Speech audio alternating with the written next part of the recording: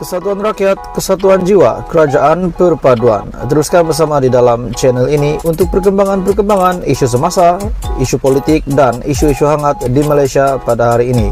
Jangan lupa teruskan bersama di dalam channel ini. Tekan butang like, share, dan subscribe channel ini untuk perkembangan terkini politik di Malaysia.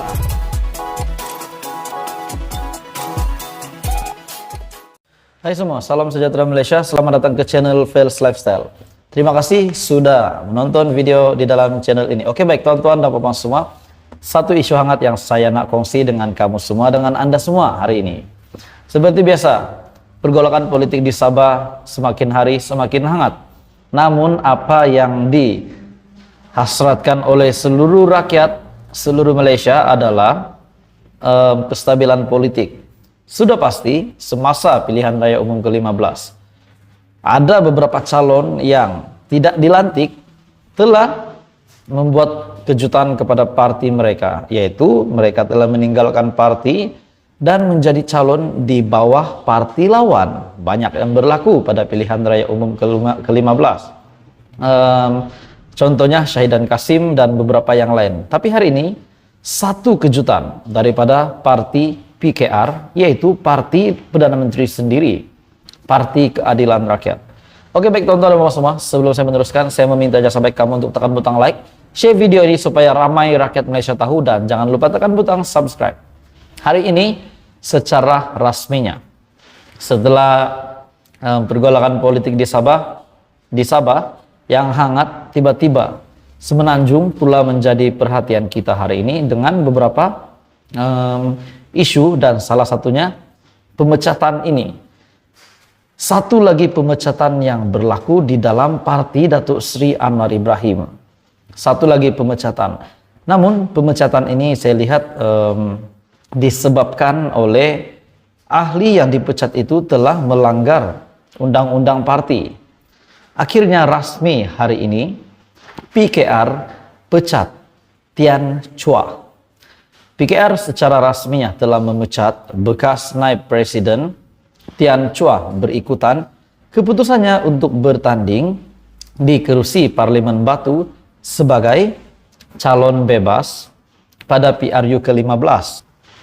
Dan setelah beliau melakukan perkara sedemikian, keputusan sedemikian, sudah pasti ini tidak disukai oleh Presiden PKR sendiri ataupun pengurus di Pakatan Harapan yang hari ini telah menjadi Perdana Menteri.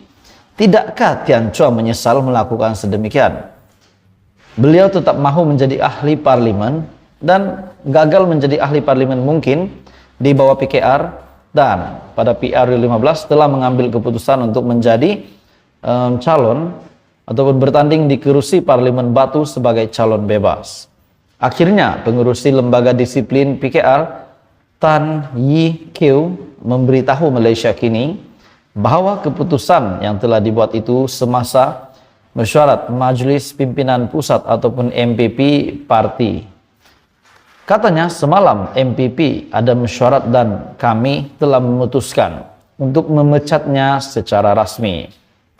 Katanya lagi seramai 5 anggota PKR telah dipecat, termasuklah Tian Chua. Oh, rupanya bukan Tian Chua saja, tetapi 5 lagi ahli yang lain juga telah dipecat. Semua dipecat karena bertanding sebagai calon bebas atau atas tiket parti yang lain. Mereka yang akan dipecat karena tindakan tata tertib lain akan diumumkan kemudian. Menurut Tan, 4 lagi anggota ialah Puah Chi Haur dari cabang PKR Parit Buntar, Ahmad Tarmizi Muhammad Ghazali dari cabang Gopeng, dan M. Moganan dari cabang Taiping. Puah dan Ahmad Tarmizi masing-masing bertanding di bawah tiket warisan di Keranji dan Cenderiang, manakala Moganan bertanding di Taiping sebagai calon bebas. Sementara itu juga Nur Khairunisa Abdullah dari cabang Sadong Jaya turut dipecat karena bertanding di Sadong Jaya semasa pilihan raya Sarawak 2021. Chua yang memegang kerusi Batu selama 2 penggal antara 2008 dan 2018. Selepas hilang kelayakan sebagai calon semasa pilihan raya 2018, Chua menyokong prabakaran Ketika itu calon bebas yang akhirnya menang dan kemudian menyertai PKR.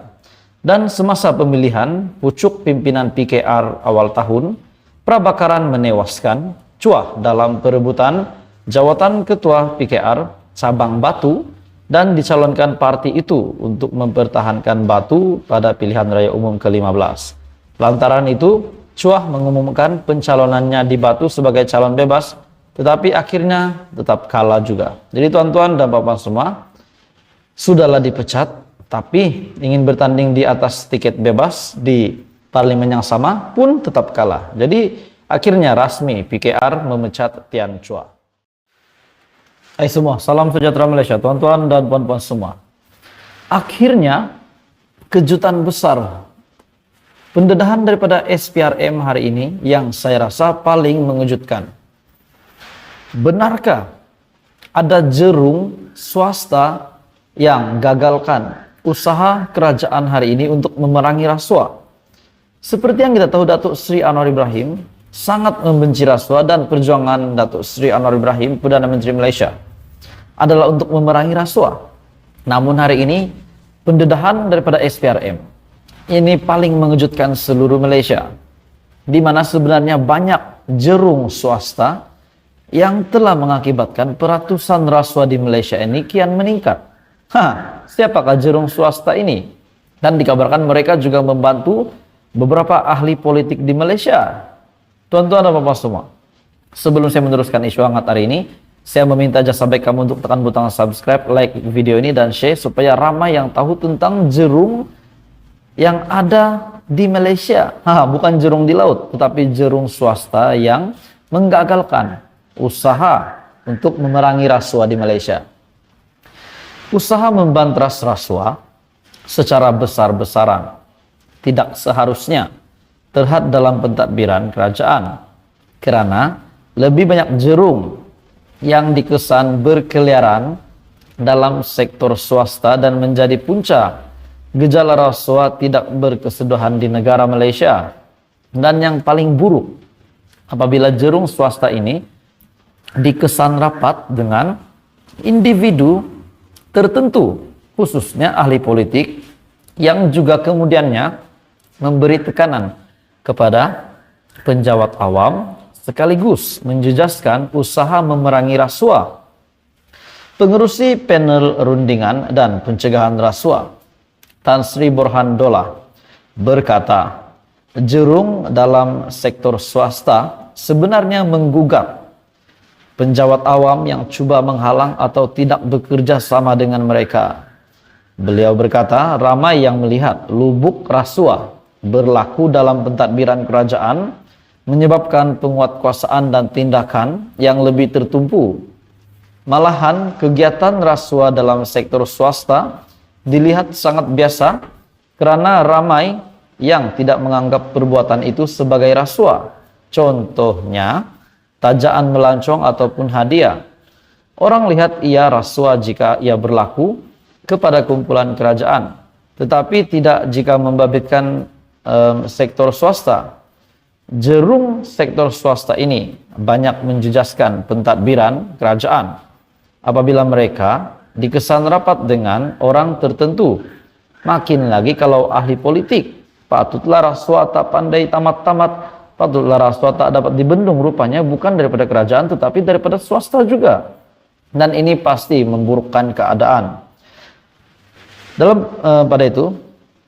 Dalam sektor kerajaan, tidak semua bersih, tetapi ada yang terjerat disebabkan tekanan oleh mereka yang bersubahat dengan jerung ini. Malahan jerung ini juga berkawan dengan jerung yang lain yang akhirnya memberi kesan kepada pegawai kerajaan sendiri. Beliau juga berkata demikian sebagai mengulas kenyataan Perdana Menteri sebelum ini, di mana Datuk Seri Anwar Ibrahim ada membuat pengumuman berkata pembantrasan rasuah dalam pentadbirannya akan turut membabitkan jerung. Dan dalam pada itu, Perdana Menteri juga telah menyerahkan kebebasan sepenuhnya kepada SPRM untuk mengambil tindakan terhadap sesiapa saja tanpa mengira parti, tanpa mengira status. Borhan yang juga bekas Ketua Pengarah Perkhidmatan Awam berkata, jerung tidak seharusnya terlepas daripada tindakan undang-undang, walaupun mereka bekerjasama untuk menjadi saksi penting bagi menjerat penjawat awam yang terbabit rasuah. Jadi tuan-tuan dan bapak semua, apa komen Anda berita hari ini?